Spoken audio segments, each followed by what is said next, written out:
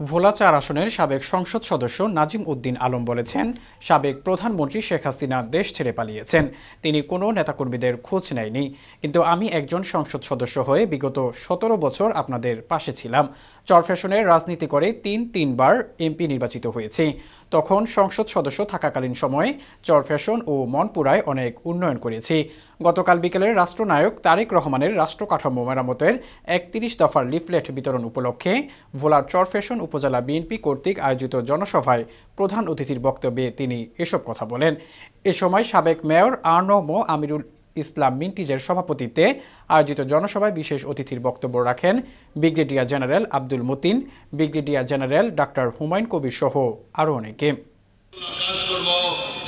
উন্নয়ন আন্দোলন সংগ্রাম যেমনিভাবে অতীতে অগ্রভাগে ছিলাম